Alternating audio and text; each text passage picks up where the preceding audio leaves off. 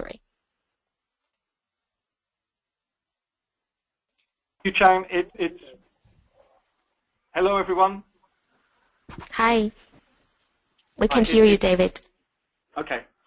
We've got 3 or 4 speakers here from MPL. So I'm Rod Robinson, David Butterfield, hello, Thomas Smith, hello, and Ali Barker. Hiya. So I will do a quick introduction, and then we'll describe what work we've done and give a summary of the questionnaire responses and also some initial work we've been doing here.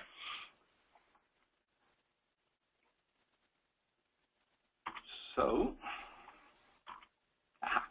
just very briefly, as I'm sure most of you won't know who the National Physical Laboratory are, we are the National Measurement and Standards Laboratory. We were founded in 1900, and we're basically a national measurement institute. So we have a lot of expertise here in understanding measurement and understanding uncertainties and how to get calibration and traceability of data. Can everyone see the slides? Yes, we can see it perfectly. Yes, I can see it. If just for everyone, if you have any questions, or if you can have problem of hearing, or you can just note it with the text under it, and then I will collect them and reflect them at the proper time. That's all. Okay, thank you, Chang. So as a National Measurement Institute, we're involved in a whole range of research activities, but also we develop standards, we develop calibration methodologies, and we do research into uncertainties. So we've got a lot of history in this area. We've also been doing work looking at some of the uncertainties in reporting carbon and CO2 equivalent under trading schemes and also under some of the offsetting mechanisms. So we've already been doing work looking at monitoring, reporting, and verification in those other sectors.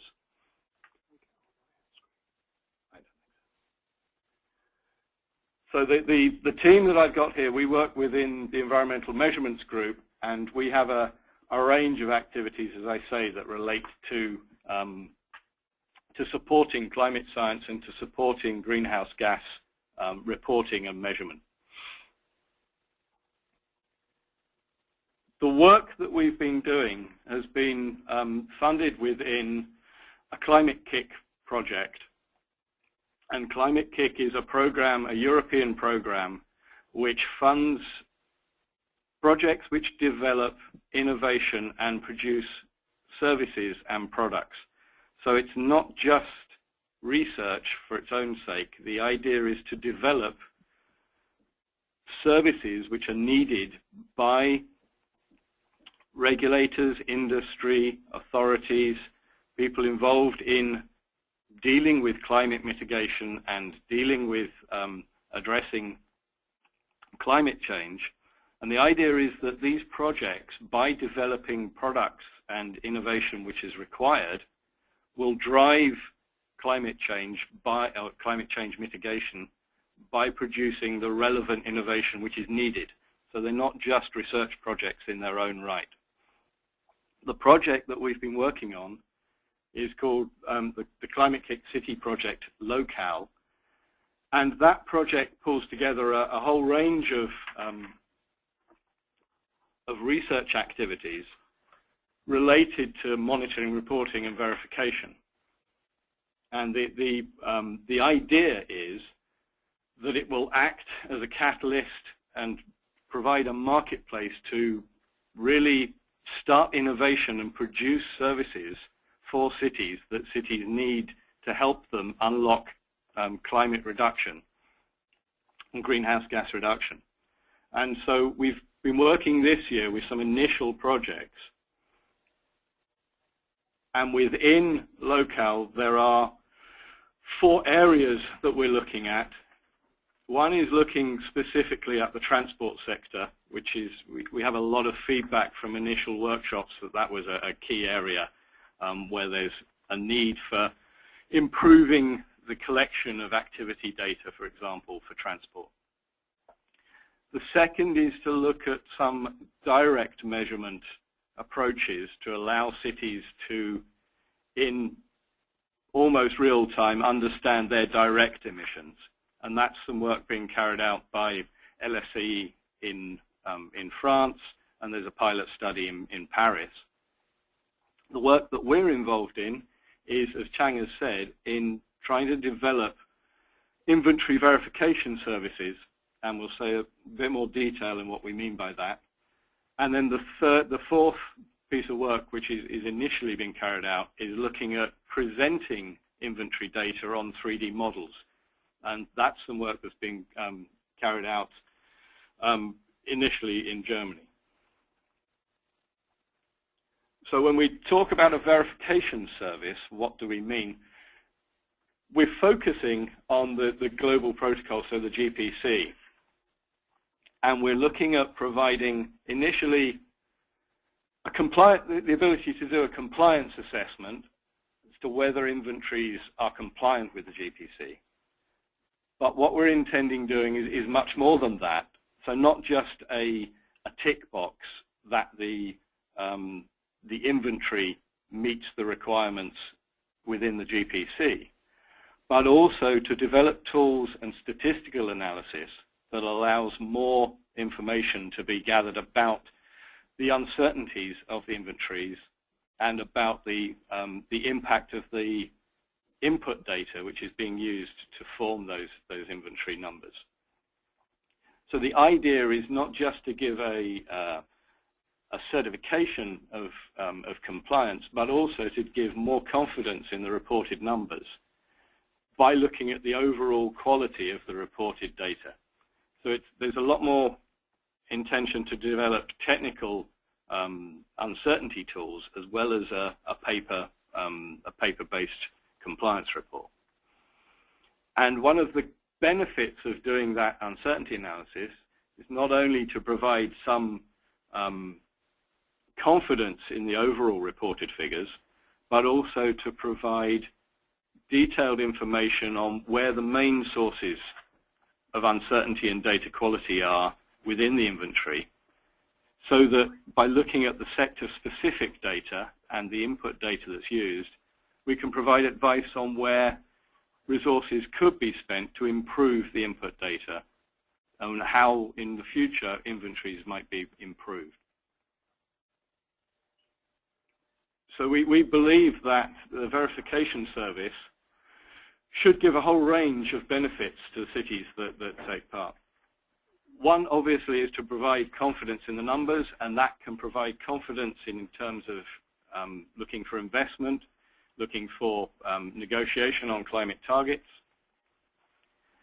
We also aim to provide advice on how to improve the inventories in the most cost-effective way. And as I said, by being able to target any investment on the inventories so that you get the best return on any improvements that are made to the activity data or to the input data of the inventories, so that you can get the best impact from any resources. And also to make all the sources of uncertainty in the inventory as transparent as possible, so that policymakers, the public, and also other cities are able to compare and to have trust in the data which is being produced. So that's the overview of what our ambitions are for this service. So I don't know if there are any immediate questions at this point, or we'll carry on and look at a case study of some work we've been doing with London.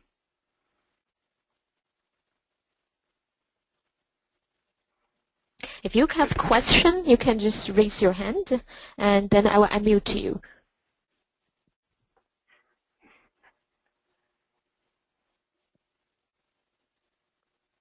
Okay, I think it's quite clear. Okay, then I'll hand over to Thomas here, who's going to just go through some of what we've done with a case study with London. Hi. So The data for London is available online, so they were an obvious place for us to look. And obviously, because we're based in London, so we could go and talk to the relevant people involved in creating the London inventory. It's based on the PAS 2070 format rather than the GPC, so we had a certain amount of issues trying to fit the data from one format into another, and I suspect this is a problem that's going to be across all of the different formats that individual cities are using. So obviously it's a good idea if everything is comparable. So as part of verification, you want to get everything into the same format so that we can compare cities and use that. So we've been looking at areas where investment is likely to generate the greatest returns in terms of improving the inventories.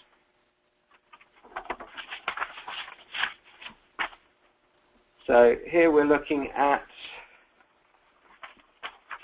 the breakdown of the emissions for London, along with the uncertainties for the different subcategories, which is obviously based on the uncertainties for the activity data and as well as the emission factors. So when we're talking about activity data, that's for instance for transport, that would be the number of cars or lorries and this sort of thing, whereas the emission factor is the amount of CO2 equivalent that they're emitting per kilometre or whatever it happens to be.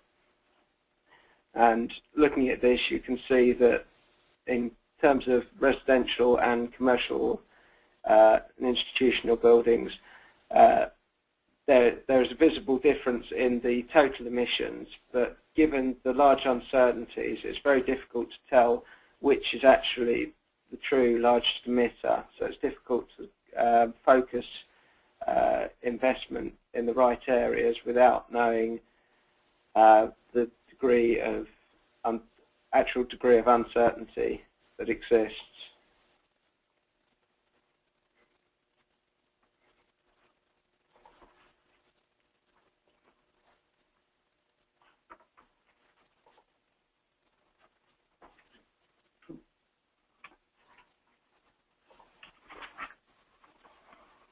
So here we've got breakdown in terms of ranking them in terms of what's the most in terms of total emissions for each subsector. Although without the uncertainties, you don't necessarily know that this is the true ranking of the different subsectors.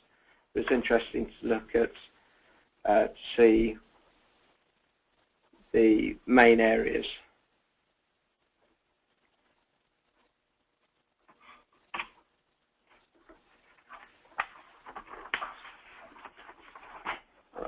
So in terms of looking at a few of those areas and the effects of uncertainty, on the left we've got just the total emissions, whereas on the right we've got it weighted by the uncertainty.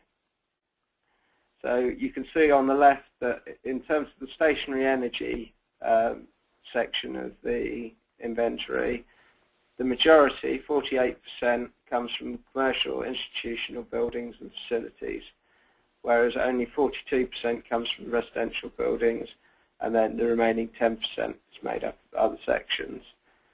When we add in the uncertainty, you can see that there is a marked fall in the manufacturing from 5% to 1%. Now, this could be down to greater knowledge of the uncertainty given the monitoring requirements placed on industry.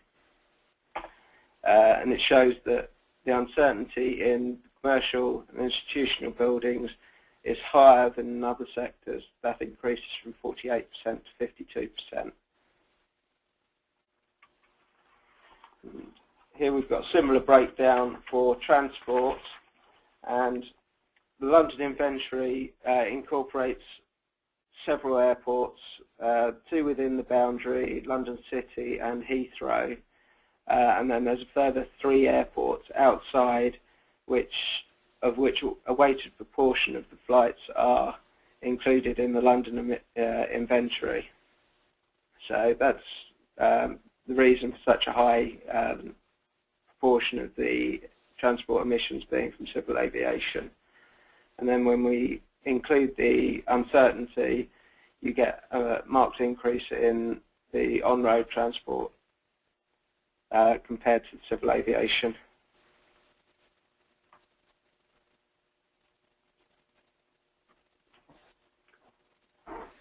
Okay, so Thomas has just given a very brief overview of some of the assessments that we've done, not so much to really compare or look at the London situation, but to show that as we start to drill down into the data which is at sector level and at subsector level, and we start to include the uncertainties, we can begin to make some understanding and reporting on where the most benefit would come from targeting improvements.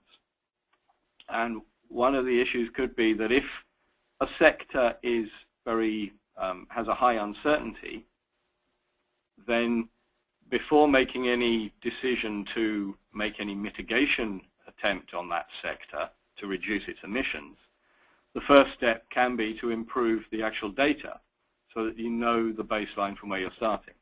Whereas if a sector has high emissions but low uncertainty, then you can start to focus on actually improving or looking at whether you can improve the or mitigate the emissions from that sector, for example, by policy instruments.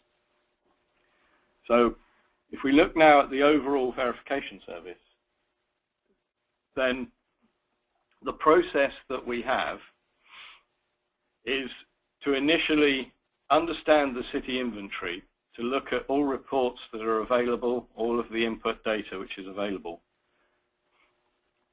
And we then enter that onto a common database. So that then starts to address the issue that Thomas raised about different formats and different reporting structures. So the first stage is actually to get all the data onto a common format. At that point, then we'd follow up with the city and with the producers of the inventory to understand more in terms of where the data has come from, if there are any gaps, what the reason for that is, what factors have been used. And once we've clarified any of those questions, we can then implement the tools that we are developing, what will provide more data, more information on the uncertainties, not only the data quality levels that are used within the GPC, so the low, medium, and high, but also start to put numerical figures onto those reported data so that we can actually get a quantification of the uncertainty. We then are, and this is something we haven't implemented yet, but it's something we're implementing as a part of the pilot phase of this project, is to construct a Monte Carlo model. So this is a statistical model which allows us to take the uncertainties in the input data and feed them through to understand their impact on the final reported number. So this gives you a very good sensitivity analysis tool to show where should you focus on improvement, and to really understand which parts of the inventory, whether it be activity data or emission factor, for a particular subsector or for a sector as a whole. So following the application of those tools, we'll then do basically an analysis and a synthesis of those data to produce uncertainty figures at the complete inventory level and down at the sector level, and produce from that a final report which will include both the assessment against the GPC or other reporting requirements, so a verification of completeness, an assessment of compliance, and then this additional data in terms of the uncertainties and the understanding of the inventory input data.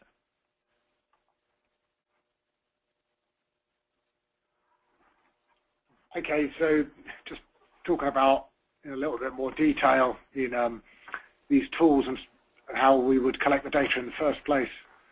So we are looking to develop these template spreadsheets so that data in the compilation stage can already be in the GPC format. Hopefully that gets widely adopted. And data gathering tools and calculation tools. So we'll obviously be looking at getting the activity data and their uncertainties into this. And then we do the standard screening for whether you're reporting to the basic level, the basic plus, or the expanded levels. And that's just really the sectors that are included in the different levels of the GPC standard.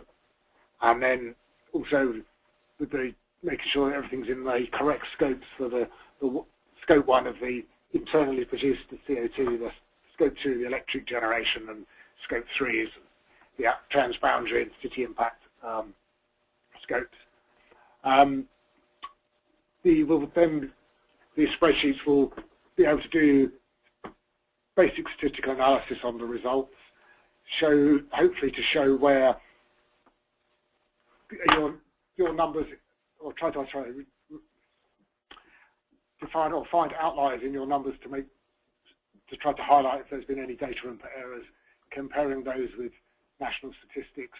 And as we build up a database of cities data, we will be able to see how different sectors of your inventory compare with similar sectors in other cities.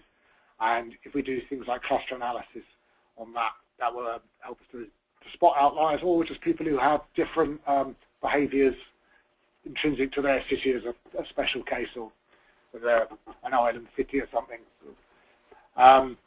Also, we'll be writing manuals to user guides for the use of our tools, and some guide, to give guidance on data collection. I think that probably covers all of that. Give me the next slide.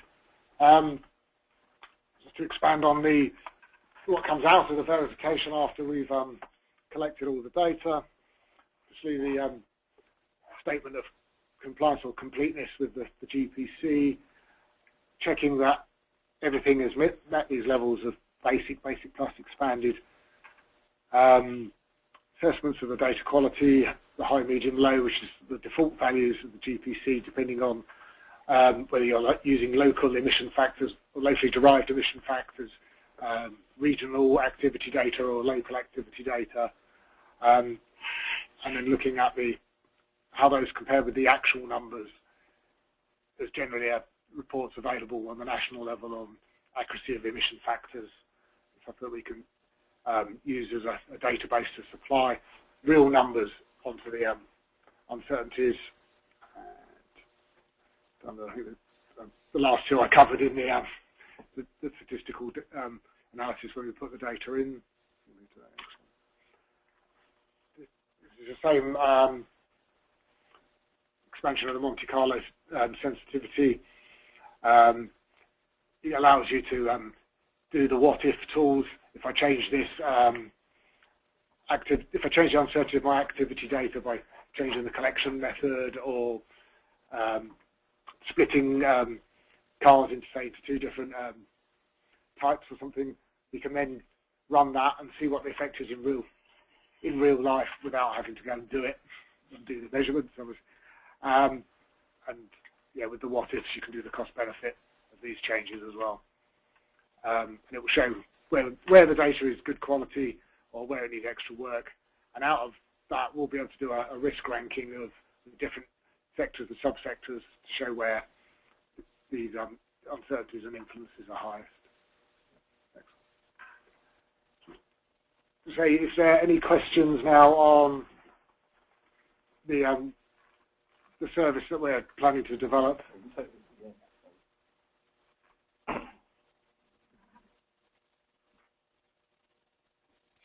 So you can. I see a question from Ashish. I'm muting you, Ashish. Now you can speak. Yeah. Hello. Hello. Yes. Can you hear me? Yes, we can hear you. Yeah. I wanted to ask, how do we ascertain the uncertainty level that you have just mentioned? Like a lot of data we have been collecting from the cities, and all of that is being supplied by these government agencies. So, like, how do we ascertain that uncertainty level that you have mentioned? I have that question. Chang, are we? Oh, okay, we're live. Yes, we can hear you. Okay, sorry. Yes. So the question was, how can we get the uncertainty data for the input, particularly where cities have got those data from external bodies? And partly that will come from where there is uncertainty data available from, for example, national emission factors. And for example, if the figures are from IPCC reports, then there should be assessment of the uncertainty in the input data. In some cases, we can bring some knowledge of the typical uncertainties based on those same data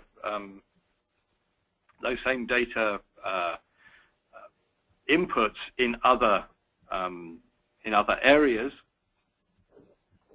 We can also, at the more broader sense, just apply some factors that we will try and develop within the project that relate to some of the typical and common data features. So there'll be a range of, I mean, we do appreciate that not every input data is going to have an uncertainty attached to it. And in some cases, we'll have to fall back to the basic GPC assessment of how regional, local, or national the figures are, and apply some default factors.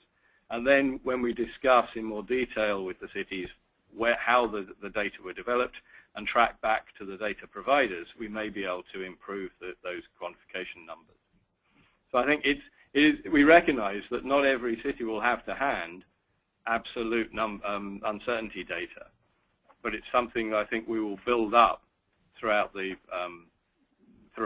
development of the service by basically combining and pooling the information from across all of the cities.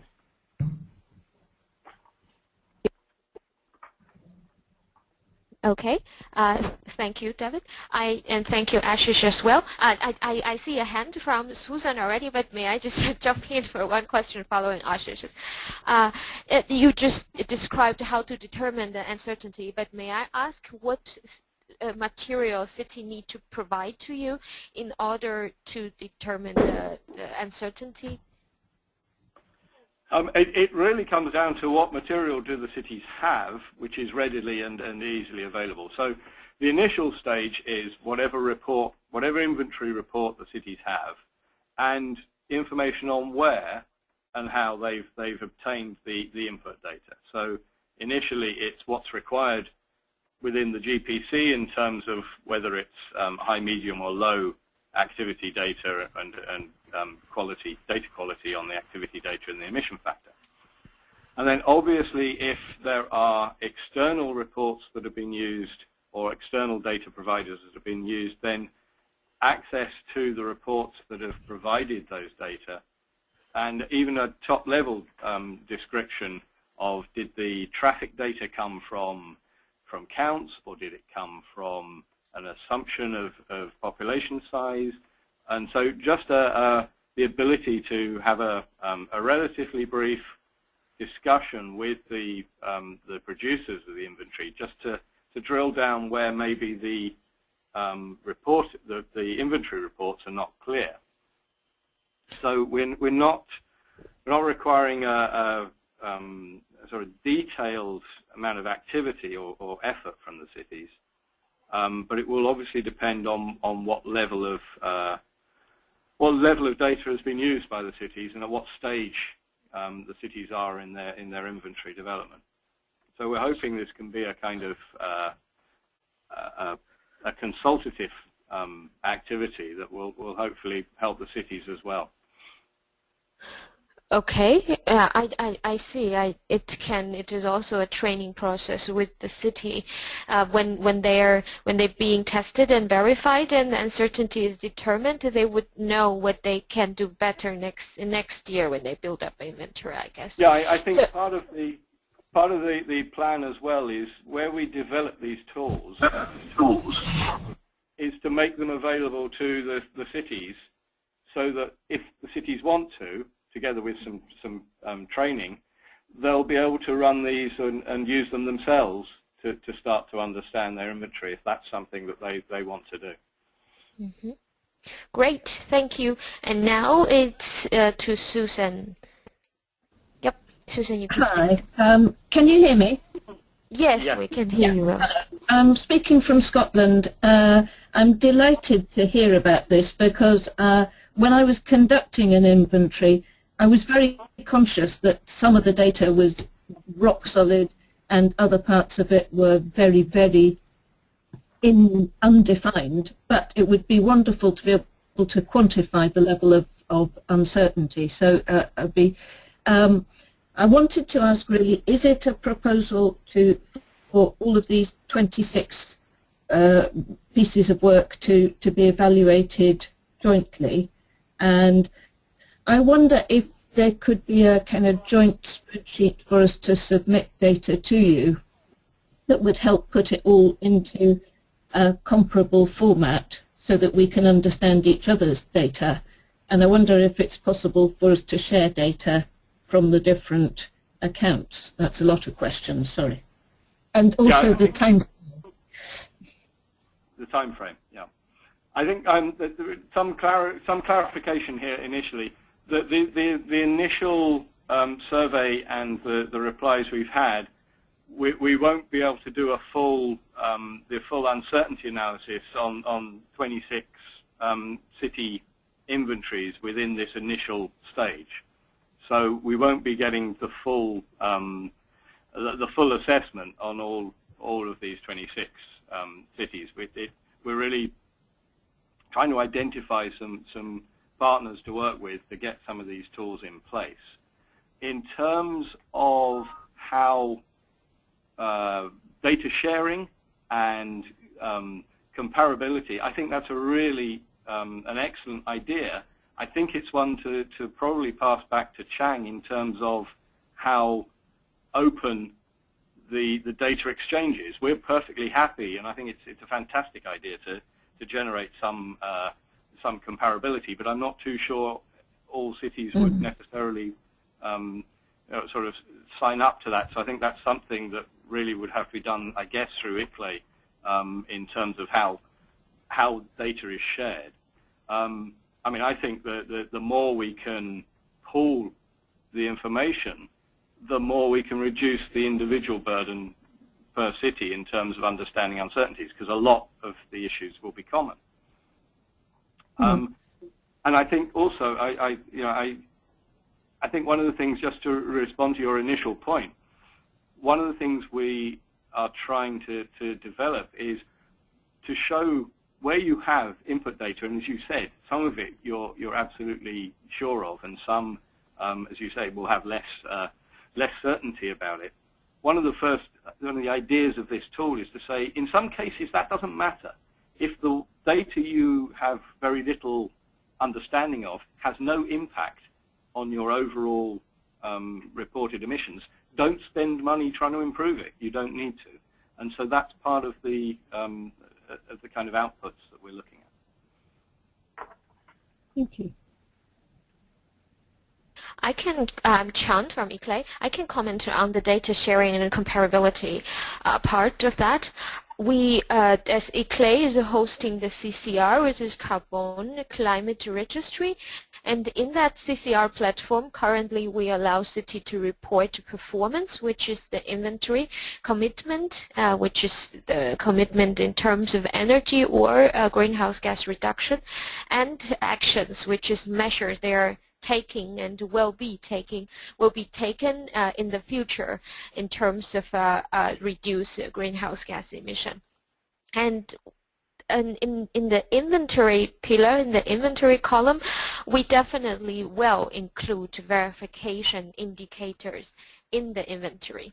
And I think so because cities from around the world really have quite a different level of capacity. For some city, they are still struggling in even building up an inventory. So we don't think the uncertainty level and verification result sharing will be a mandatory requirement, but we will show the leaders, and not it is too detailed. We will still need to discuss it with NPL, and also we'll see how this project result in.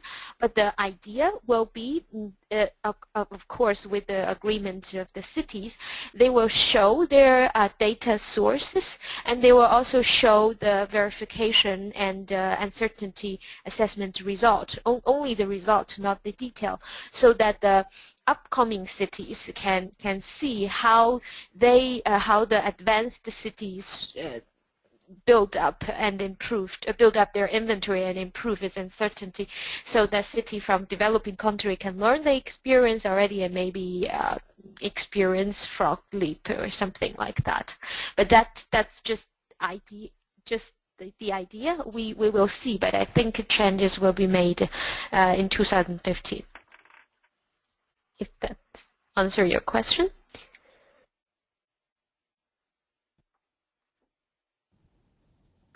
Yes, that's great. I just wonder about the last part. Maybe you're coming on to it about the time scale for this work.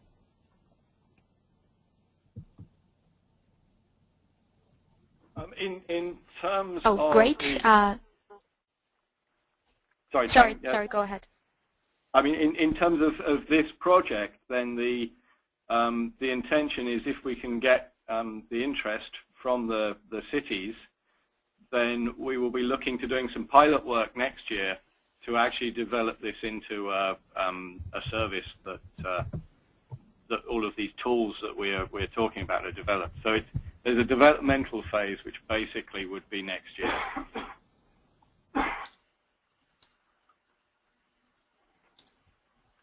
So any other question?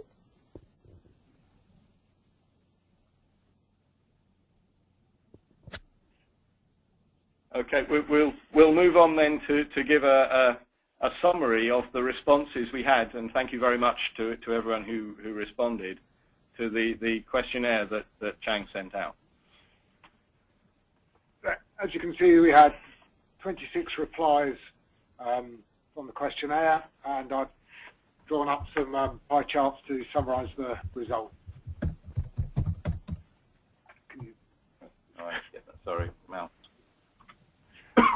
Okay, so the first ones cover why people put their inventories together and what levels of experience they have in compiling inventories.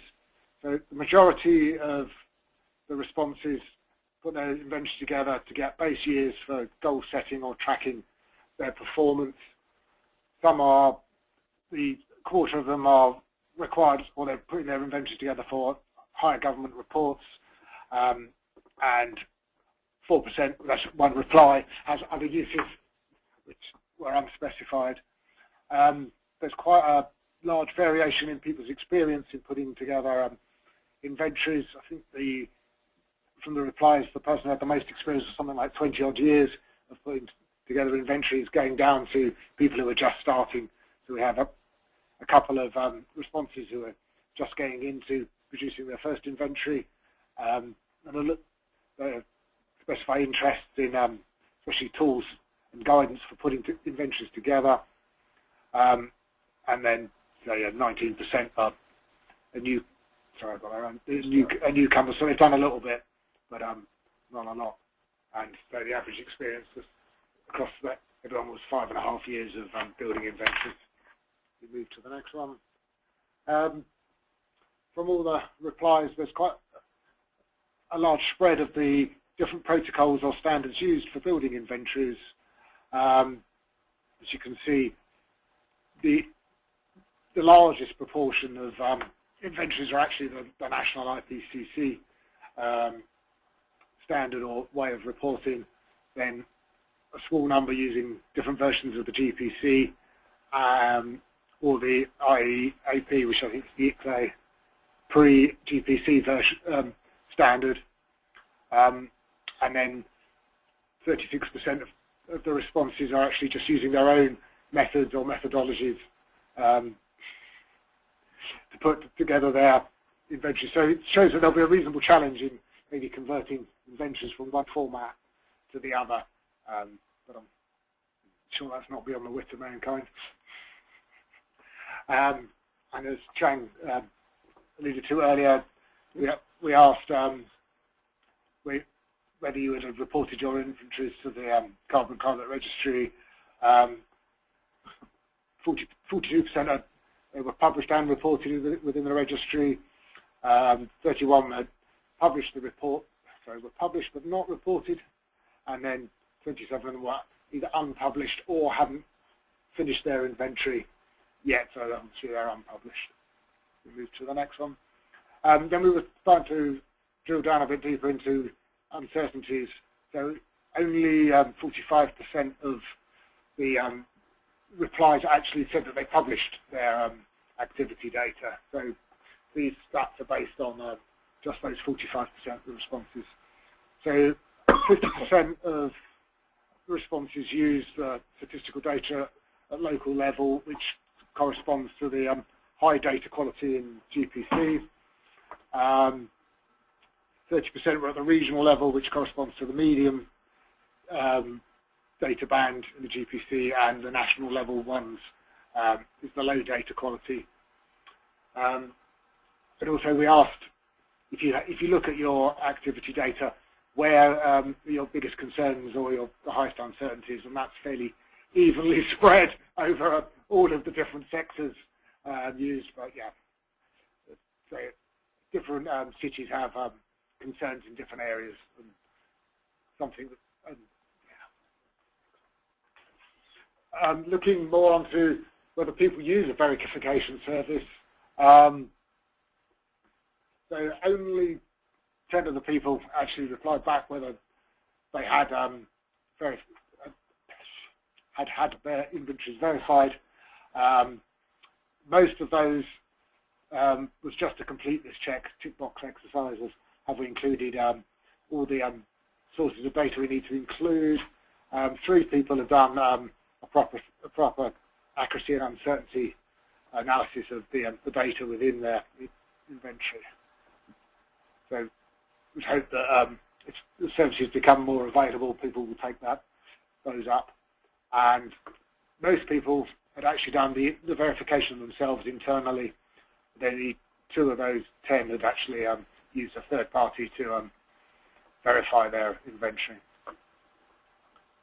Moving on to the last slide of the replies was for those people, where would they think that they could have the biggest improvement in their inventory if they spent some time and money reducing uncertainties, using better data, better emission factors, and it's the stationary energy and the transportation where people think that they're most concerned with, where they think data could be improved. And I think that sums up the yeah, so the station is probably building. I think that sums up the my analysis of the replies, and I think good time to open the floor to people to comment on that, or to if they have any other information they want to give on their replies.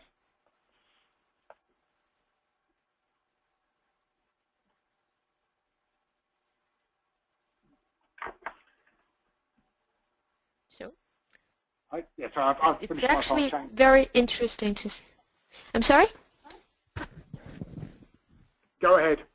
Yeah, I just, while waiting for the question from the floor, I just want to say it's actually very interesting.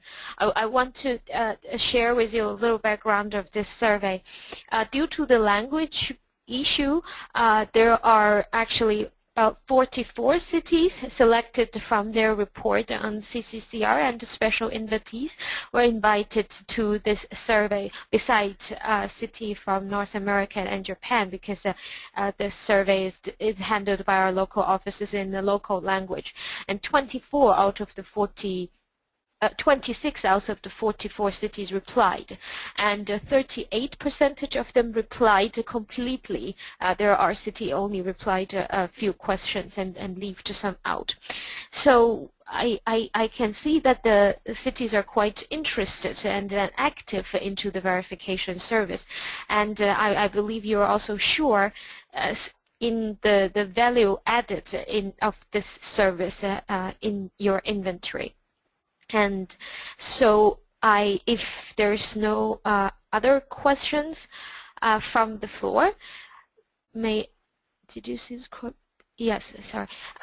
Then I would like to ask one question, maybe to the attendees, to finish the webinar. If you can just. One more slide. Sorry. Yeah. Yeah, we have a couple of I guess, questions just to go back on the survey responses, just to prompt maybe some thinking, and then we do have a further slide. Sorry. I thought, because I have a few questions to the attendee at the end, but yeah, please go ahead as planned. Sorry. I mean, I think it was the response is very interesting. I think we would be interested, and I think we'll follow up with you in some of the specific responses where people have done uncertainties, to talk to those particular cities in detail to understand what they've done. I think it would be interesting, for example, on the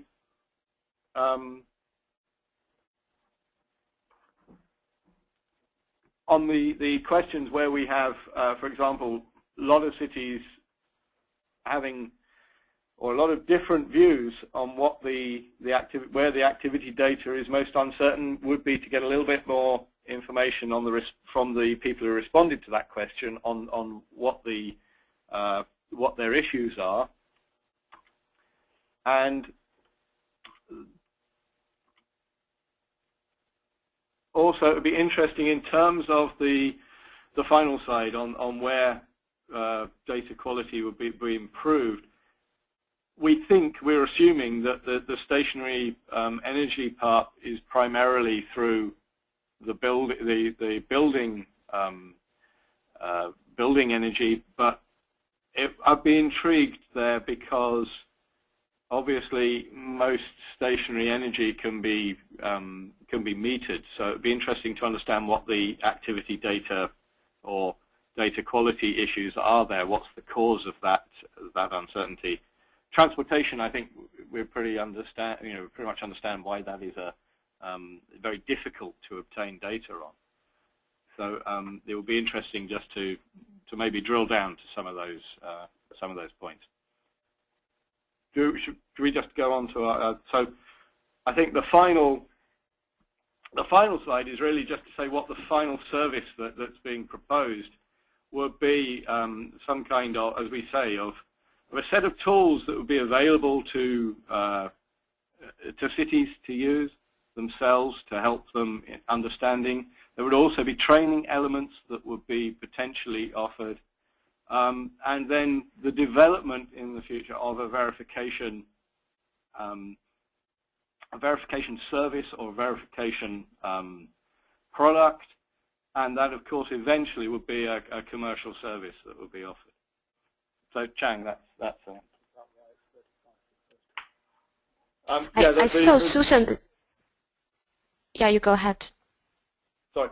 And so within the Climate Kick project for next year, as a part of developing this with some candidate cities, then there would be a reduced cost for the implementation stage while we're developing the project. So yeah.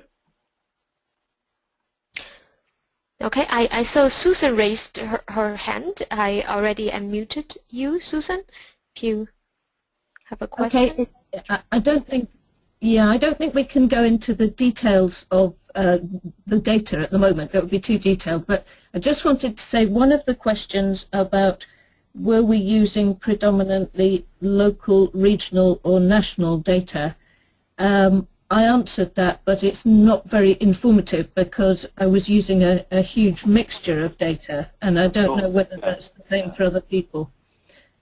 I think that's a valid comment. Obviously, in some, for some sectors, you're going to have local data, and in some sectors. So I think, I think we can.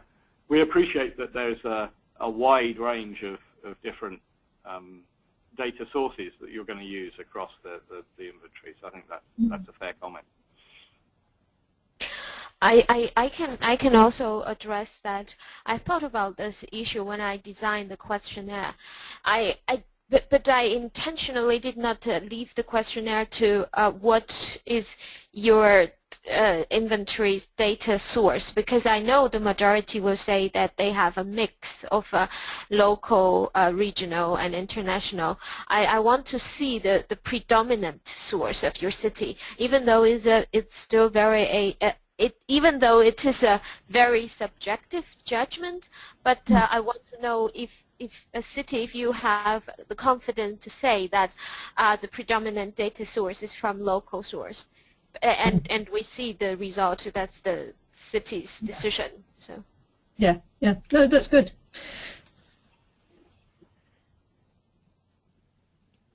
So any other question? And any question from NPL to the attendees, or any plan for follow-up?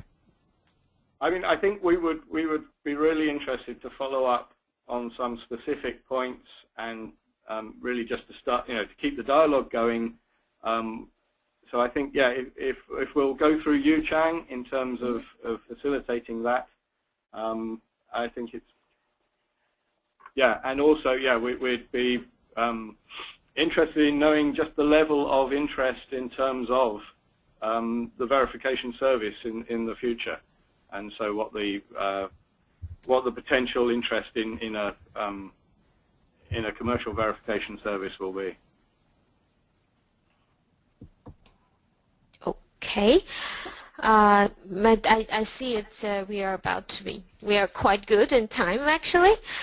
So you all have my contact. I used the Carbon contact, and this webinar is also recorded and will be put onto CCR website and maybe NPL website. But anyway, we will send you the link of this record through your email registered for this webinar, as well as the webinar invitation link, so that you can review it or share it with your friend and keep contact.